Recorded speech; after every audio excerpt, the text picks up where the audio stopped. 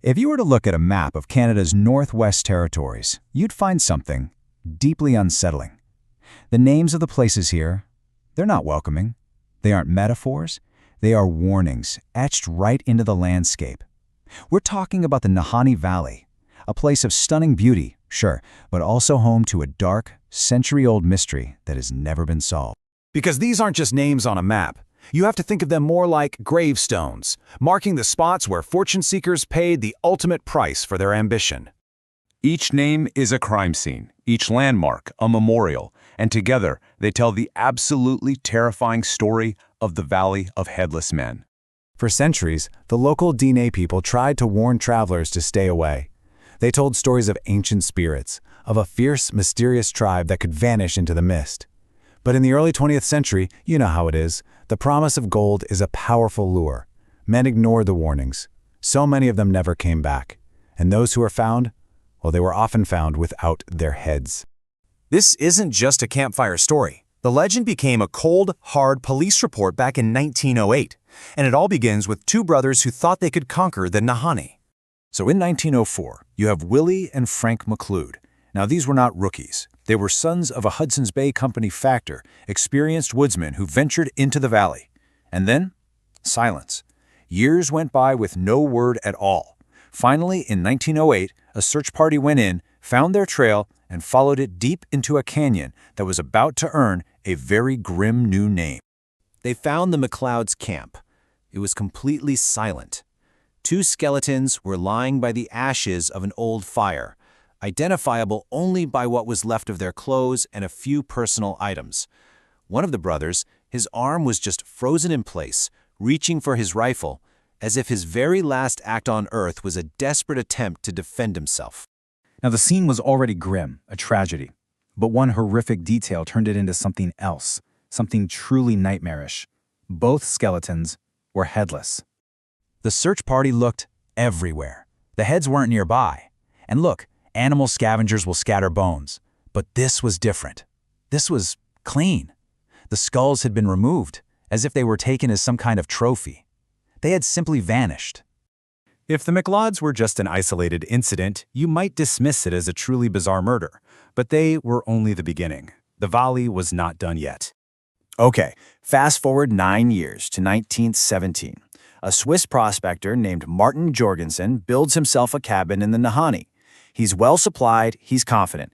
In a letter he sends out, he's ecstatic, writing that he'd struck a massive gold deposit. And that was the last anyone ever heard from him. When a search party finally found his cabin, it was burned to the ground. And in the ashes, they found Jorgenson's torso. Just like the McLeods, his head was missing. His rifle was right there, nearby, completely unfired. There was no sign of a struggle, and that massive gold deposit he wrote about never recovered. And the body count just kept rising. In 1945, another miner was discovered, still in his sleeping bag, decapitated. A trapper named John O'Brien was found frozen solid by his campfire, matches still in his hand, his face locked in an expression of pure, abject terror. The valley was becoming a graveyard. So you have decades of disappearances, decapitations, and just sheer terror. But with no witnesses and no survivors, investigators were left with nothing but theories. Theories that range from the rational to the terrifyingly supernatural. The question just hangs over the valley like the mist that never seems to leave. Was this the work of man, some kind of beast, or something else entirely?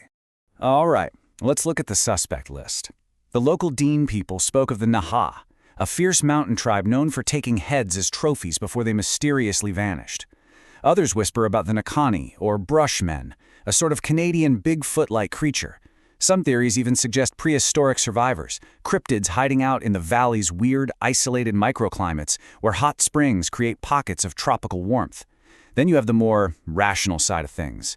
Greedy rival prospectors using the legends as a cover for murder. Maybe it was just wolves or bears.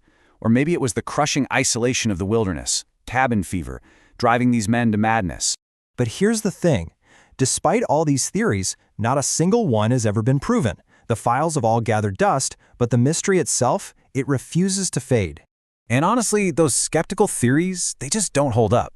Why were all these experienced, armed woodsmen taken by surprise so consistently? And why the surgical removal of the head time and time again? A simple robbery or an animal attack just doesn't explain that pattern. It's too specific. And even today, this place is treacherous. Planes have literally vanished in its airspace. Strange magnetic anomalies make compasses spin uselessly. Radio signals just die. It remains a place where our modern technology can completely fail you. So after more than a century, there are no definitive answers. Dozens of men went into the Nahanni looking for gold. They found something else, and they paid for that discovery with their heads. Those warnings on the map, they still stand. The valley holds its secrets tightly. It's a place where nature is both beautiful and seems to be actively hostile. The question isn't just what happened back then, but what is still lurking in those misty canyons today. Welcome to the Info Pit. We dig deep where others fear to tread. If you find yourself drawn to the world's deepest mysteries, the ones that linger in the dark, make sure you subscribe. We'll see you next time.